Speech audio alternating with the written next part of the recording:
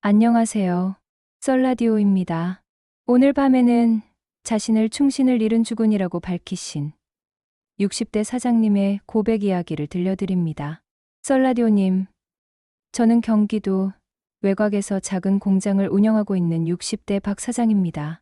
남들은 저보고 자수성가했다고 하지만 사실 제게는 20년을 함께한 친동생보다 더 아끼는 아우가 하나 있습니다. 강서방, 강준호입니다. 저보다 10살 어린 준호는 제 회사의 공장장이자 제 오른팔입니다. 20년 전 제가 이 공장을 막 시작했을 때 원청의 불이 모든 것이 잿더미가 될 뻔한 적이 있습니다. 그때 불길 속에 갇힌 저를 맨몸으로 뛰어들어 구하고 대신 팔에 끔찍한 화상을 입은 놈이 바로 준호입니다. 그 놈이 아니었다면 저는 이 세상 사람이 아니지요. 그날 이후 저는 준호를 제 목숨의 은인이자 동생으로 삼았습니다. 부족한 제 아들놈보다 어쩌면 이 녀석을 더 믿었는지도 모릅니다. 준호는 지난 20년간 단 한 번도 제 기대를 저버린 적이 없습니다. 그 흉터를 볼 때마다 저는 평생 이놈은 내가 책임진다고 다짐했습니다. 그런 준호가 45이 되던 해 드디어 장가를 간다고 하더군요. 너무 기뻐서 제가 두 팔 걷고 나섰습니다.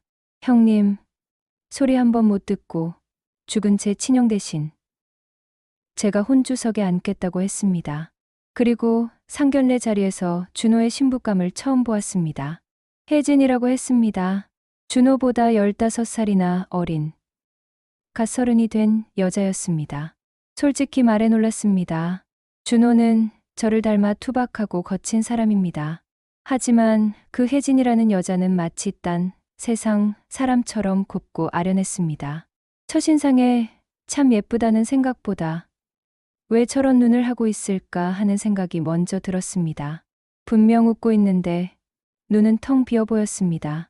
어딘지 모르게 위태로워 보였습니다. 저는 두 사람에게 공장 근처에 번듯한 아파트 한 채를 사주었습니다. 내 동생 장가 가는데 이 정도는 해줘야지. 준호는 제 앞에서 아이처럼 펑펑 울었습니다. 사장님, 아니 형님, 이 은혜를 어떻게... 됐다. 임마, 흉터 자국에 비하면 아무것도 아니야. 혜진 씨 고생시키지 말고 행복하게만 살아라. 그렇게 모든 것이 완벽한 줄 알았습니다. 적어도 1년 전까지는 말입니다. 작년 가을부터 준호가 조금씩 변하기 시작했습니다. 평생을 성실함 하나로 살아온 놈이 공장에 지각을 하더군요. 회의 시간에 제 눈을 피했습니다. 헬쑥해진 얼굴에 불안감이 서려 있었습니다. 강 공장장, 무슨 일 있나? 안색이 안 좋아. 아닙니다. 사장님, 요즘 그냥 피곤해서 그렇습니다. 그렇게 대답하는 놈의 손이 미세하게 떨리고 있었습니다. 그리고 며칠 뒤 준호가 제 사장실 문을 머뭇거리며 열었습니다. 20년간 단 한 번도 돈, 부탁 같은 건 해본 적이 없는 놈입니다. 사장님, 저 드릴 말씀이 있습니다. 뭔데? 임마, 편하게 해. 저 혹시 값을 좀 융통해 주실 수 있겠습니까? 얼마나? 5천만 원 정도. 액수가 컸지만 저는 묻지 않았습니다. 알겠다. 경리부에 말해 놓을 테니 찾아가게. 감사합니다. 사장님. 정말 감사합니다. 놈은 땅이 꺼져라 한숨을 쉬며 돌아갔습니다. 그때 물었어야 했습니다. 어디에 쓰냐고. 그놈의 멱살이라도 잡고 물었어야 했습니다. 저는 그저 어련히 알아서 하겠지. 어린 신부. 데리고 사느라 돈 들어갈 데가 많겠지. 그렇게 어리석은 믿음으로 넘어가 버렸습니다. 한 달 뒤 준호는 또 저를 찾아왔습니다. 이번에는 1억이었습니다.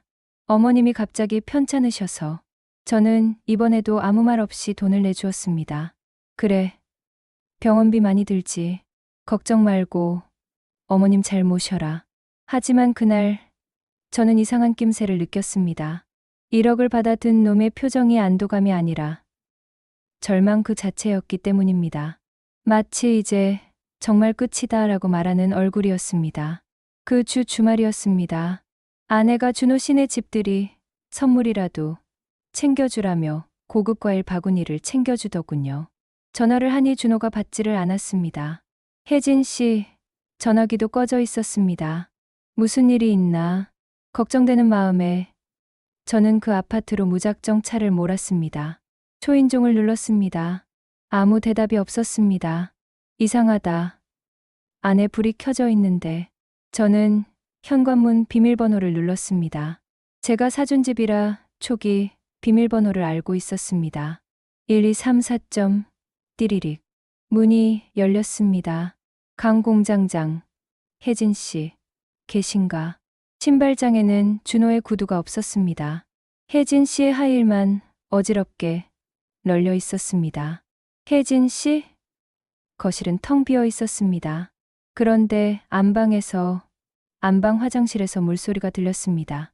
그리고 물소리 사이로 아주 희미하게 여자의 흐느낌. 아니, 짐승이 우는 것 같은 그런 소리가 들려왔습니다. 혜진 씨, 무슨 일이에요? 문 열어봐요. 저는 미친 듯이 문을 두드렸습니다. 잠시 후, 덜컥, 문이 열렸습니다. 문 앞에 혜진 씨가 서 있었습니다. 저는 제 두 눈을 의심했습니다. 그 곱던 얼굴, 그 하얗던 뺨이 시퍼렇게 멍들어 부어올라 있었습니다. 입술은 터져 피딱지가 앉아 있었고, 목에는 시뻘건 손자국이 선명했습니다. 이게, 누가 이랬어요. 서방이 그런 거야. 저는 제 목숨의 은인에 대한 배신감에 피가 거꾸로 솟았습니다. 그 짐승 같은 놈. 그런데 혜진 씨가 바닥에 무릎을 꿇었습니다. 아니에요. 사장님. 아니에요. 그이가 그런 거 아니에요. 그럼 대체 누가? 혜진 씨가 고개를 들었습니다. 텅 비어 있던 그 눈에서 눈물이 폭포수처럼 쏟아졌습니다. 빚쟁이들, 사채업자들이 다녀갔어요. 뭐라고요? 준호 씨, 인터넷 도박에 빠졌어요.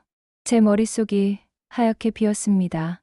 어머님이 편찮다던 말, 그 1억, 모든 것이 거짓이었습니다. 제가 사장님께 받은 돈, 그 집 담보로 받은 돈,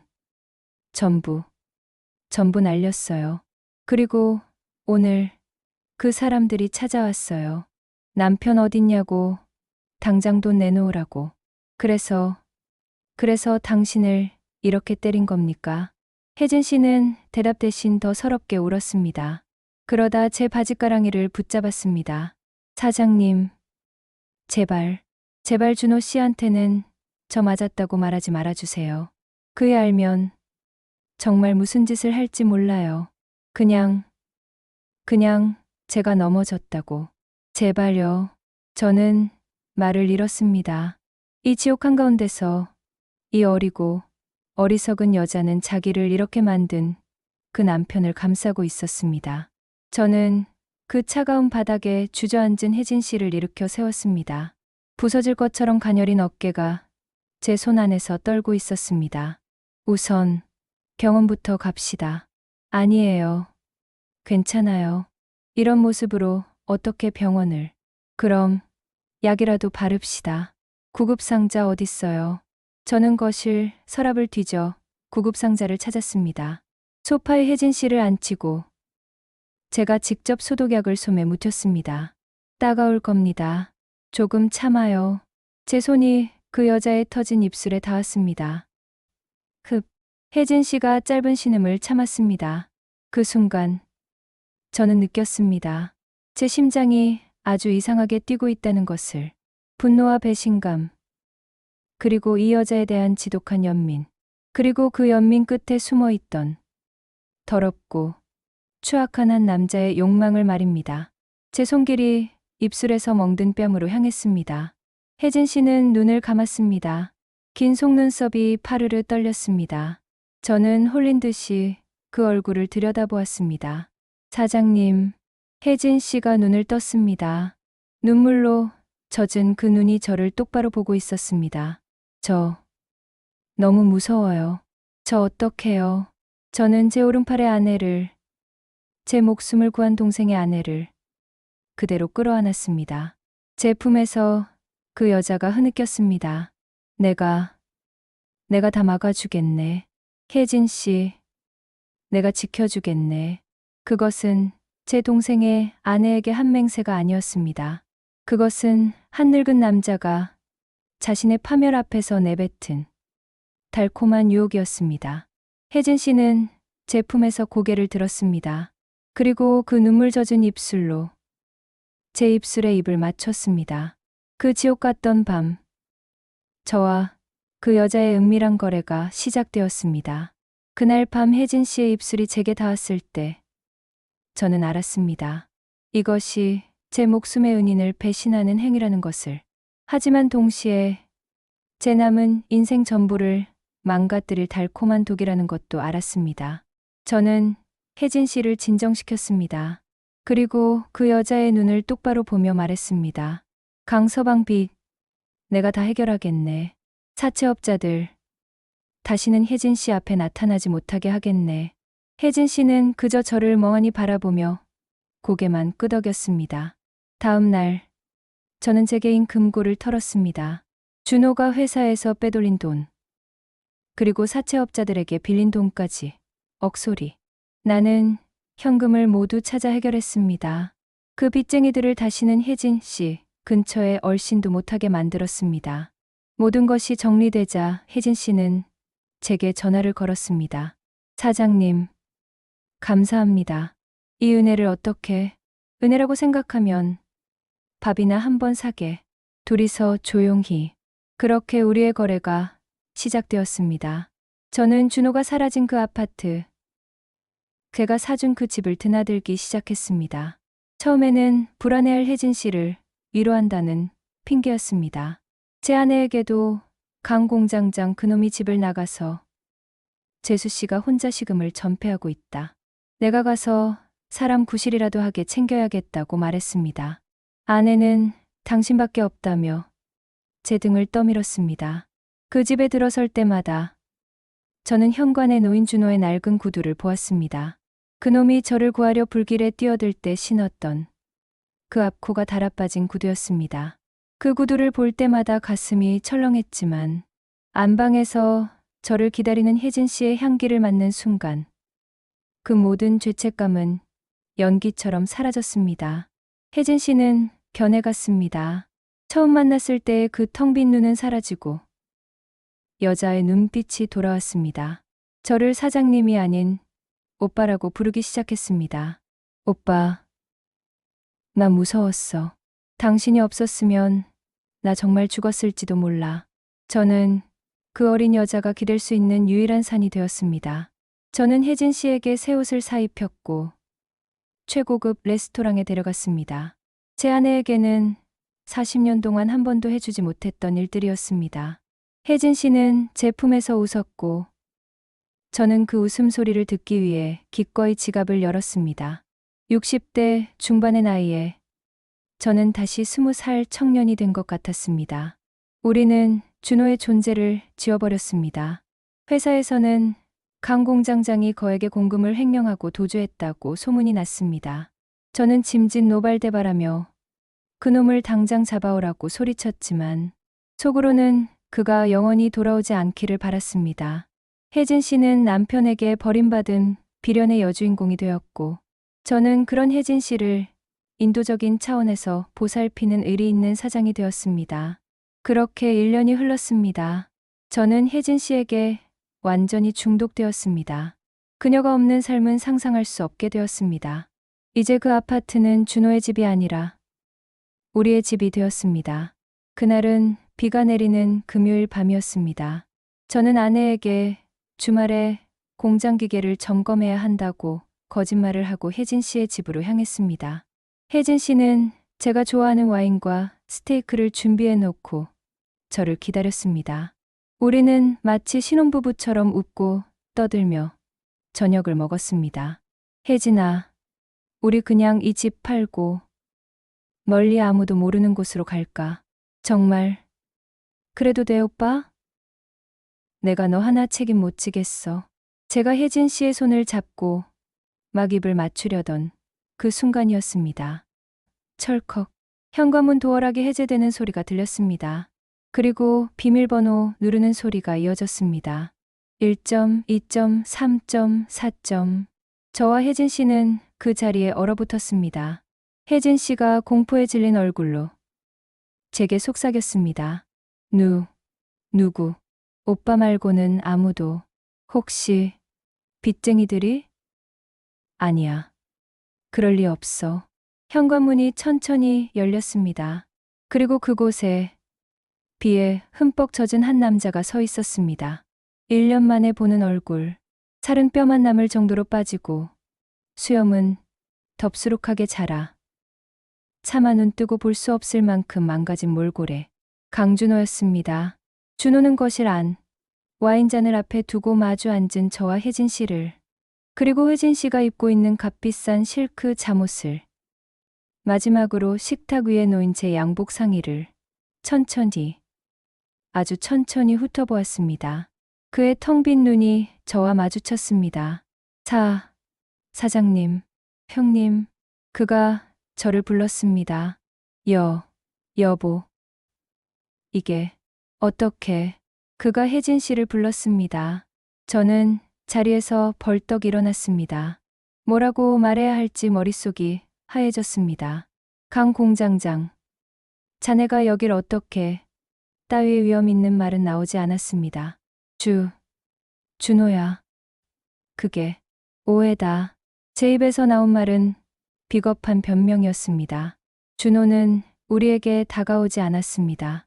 그는 그저 현관 입구에 서서 망연자실한 표정으로 우리를 바라보았습니다. 혜진 씨는 비명도 지르지 못하고 입만 막은 채 부들부들 떨고 있었습니다. 준호가 갑자기 자신의 왼쪽 팔을 들어 올렸습니다. 비에 젖은 셔츠 소매를 걷어 올렸습니다. 20년 전 저를 구하려다 생긴 그 끔찍한 화상 흉터가 드러났습니다. 그가 그 흉터를 가만히 내려다보더니 저를 향해 고개를 들었습니다. 그의 목소리는 분노가 아니라 모든 것을 잃어버린 사람의 공허한 소리였습니다. 사장님, 저는 20년 전에 이 팔로 제 목숨보다 귀한 형님을 구했다고 생각했습니다. 그가 혜진 씨를 한번 쳐다보고 다시 저를 바라봤습니다. 그런데 오늘 보니 제가 구한 게 아니었습니다. 준호는 쓴웃음을 지었습니다. 두 분 참 잘 어울리십니다. 그 말을 끝으로 준호는 뒤돌아섰습니다. 자신이 신발장에 벗어두었던 그 낡은 구두를 다시 챙겨 신지도 않고 그대로 맨발로 빗속으로 걸어 나갔습니다. 준호야, 강서방. 제가 뒤늦게 소리치며 따라 나갔지만 그는 이미 어둠 속으로 사라진 뒤였습니다. 그날 이후 강준호는 세상에서 사라졌습니다. 죽었는지 살았는지 알 길이 없습니다. 그가 마지막으로 현관에 벗어두었던 그 낡은 구두만이 그가 존재했다는 유일한 증거처럼 남아 있습니다. 썰라디오님, 저는 제 충신을 잃었습니다. 아니, 제가 그를 죽인 겁니다. 혜진 씨는 그날 이후 다시 예전처럼 텅 빈 눈의 인형이 되었습니다. 저를 원망하지도 떠나지도 않고 그저 그 집에 살고 있습니다. 저는 매일 밤 잠을 이루지 못합니다. 잠이 들면 준호가 그 흉터투성이 팔로 제 목을 조르는 꿈을 꿉니다. 저는 모든 것을 가졌지만 모든 것을 잃었습니다. 제 목숨의 은인을 배신한 대가로 저는 평생 이 지옥에서 살아가야 합니다. 혜진 씨와 제가 함께 있는 그 아파트는 이제 저와 그녀를 가두는 거대한 감옥이 되었습니다. 충신을 잃은 죽은 님의 사연이었습니다. 한순간의 유혹이 한 사람의 인생을 어떻게 통째로 무너뜨리는지, 그리고 그 배신의 대가가 얼마나 끔찍한지 너무나도 아프게 보여주는 이야기였습니다. 사라진 강 공장장님은 지금 어디에 계실까요? 사연을 주신 형님은 남은 생을 그 죄책감의 감옥에서 보내시게 될 겁니다. 부디 더는 잘못된 선택을 하지 않으시길 바랄 뿐입니다. 오늘의 썰라디오 여기까지입니다. 편안한 밤 되십시오.